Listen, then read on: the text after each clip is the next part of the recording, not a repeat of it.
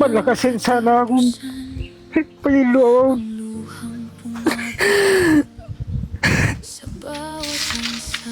Ayoko pa sana mamatay dati. Dahil sa mga apo ko, mga anak ko. Lalo na ito. Hindi naman mangyayari yun, tay. Gumagaling na nga. Ako naman ang pumalit sa kanya. Problema. Ito. Hindi, tay. Hindi mangyayari. Huwag mo isipin yung mamamatay. Ano ka ba? Hindi mangyayari yon. Hindi ipapahintulot ng Panginoon. Alam po ng Panginoon na kailangan ka pa. Lang sari-sari na yung yung sabi ko sa inyo, Daddy, yung pumapasok sa isip ko, lahat na po, mga pamilya.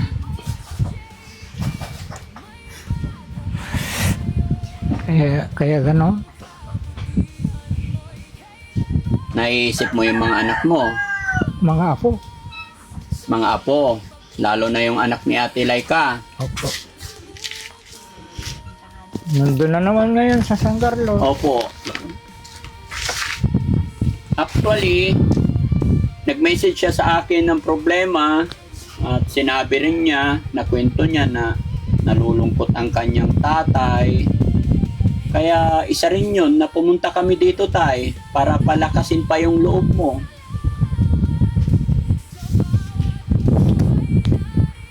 Huwag ka pong panghinaan, tay, dahil ikaw ang lakas ng mga anak mo, lalong-lalo na yung apo mo. Papabinyag pa tayo sa katapusan. Bugnutin nga po sa mga nakaraang araw. Nagiging bugnutin. Sabi niya, ang dami-dami naman na iniinom kong gamot.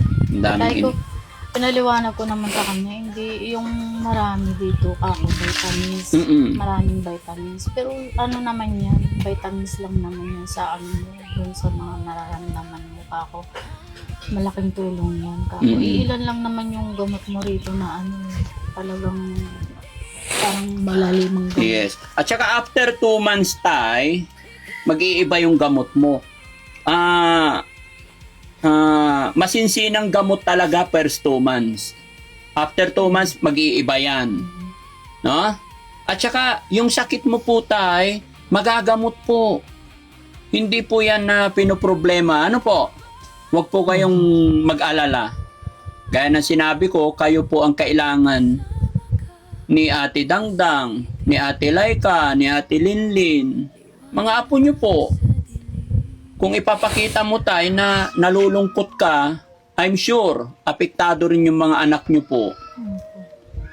Instead na maging malakas sila, panghihinaan din. Kaya yung sinabi ko, magkaisa po talaga tayo, no? Ano ba ibang na pinoproblema ni tatay? May mga gumugulo pa sa isip mo, tay? Wala naman po, yun lang.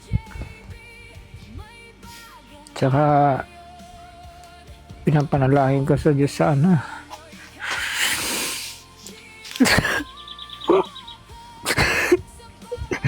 Malakasin sana akong pailuan.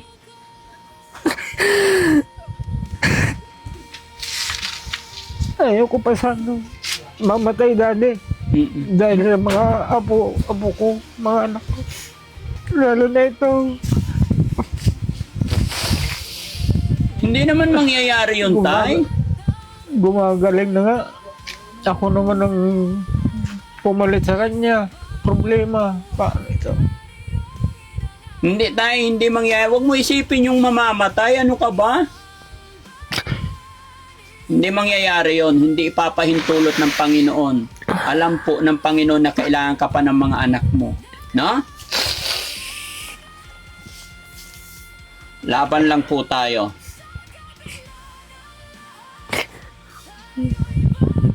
Alam mo tayo, maraming nagmamahal sa pamilya nyo po. Umiiyak si Ate Lynn. Ate Lynn, kausapin mo yung tatay mo para lumakas din. Palakas nila yung loob mo. Kagaya nga niya, iniisip niyo si Dagtang, yung mga apo mo. Doon na lang po kayo humugot ng lakas ng loob. Kasi talagang napansin ko po, Daddy Frankie, simula nung umuwi kami, tapos mga ilang araw, talagang ang tamlay niya. Sabi niya sa akin, hindi ako nakakakain ng maayos.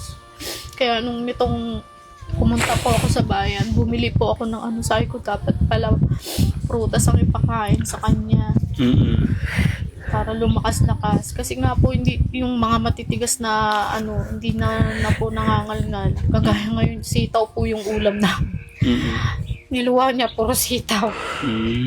Kaya sabi ko kung ano na lang, sabi ko maganda sana kung may blender siya. Kahit yung may parang cup na blender lang po. Para yung, bawa kakain po siya ng mansanas, hindi niya na po yun makagat. I-blend na lang po para niya. Saging, grapes, Opo, yun ang mga malalambot. No? Opo.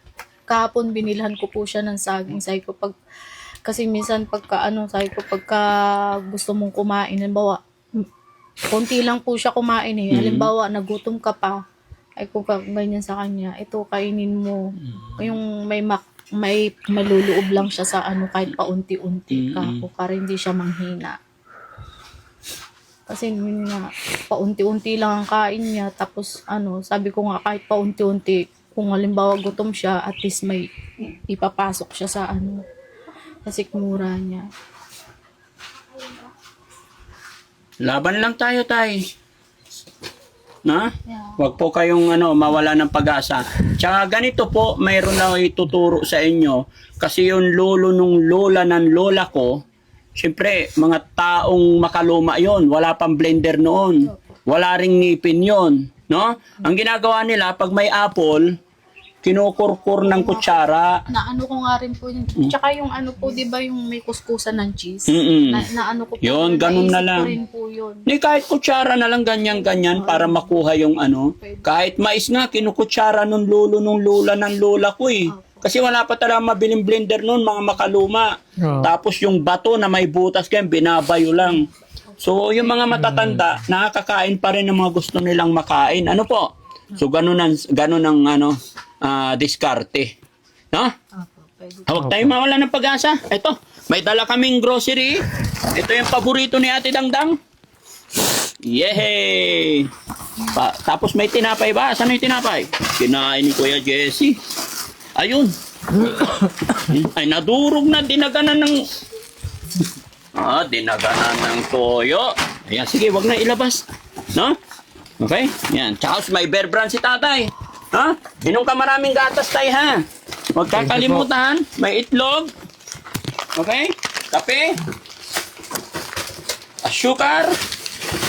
Si Dangdang, binilang ko rin ng Bear Brand adult niya. Ayaw namang inumin. Ayaw inumin. Kaya ako na lang nagiinom. Okay lang yun. Bata pa lang si Dangdang. Ay, ito. Yung mga anak ni Ate Dangdang, kinapay. Ha? Ayan. Tapos, siyempre, para hindi po kayo namumroblema sa bigas. Ayan. Salamat, Daddy. Oo. Huwag ka mamroblema, tay, ha? Alam ko ang pinoproblema ni tatay. Yung pagkain nila, yung bigas nila. Ha? Nag-uusap kami ni Ate Laika. Actually, pinuntahan ko rin po siya. Binigyan din namin siya ng tulong kasi alam namin malaki na yung ginagastos niya doon. Sa araw na to, kayo po ang mission namin. Muna namin siya pinuntahan and then dito. Kaya tay, please, habang tayo ay naggagamot, huwag ka po mamroblema. Tulungan mo yung sarili mo. Huwag tayo magpapikto, magpatalo. Ano po?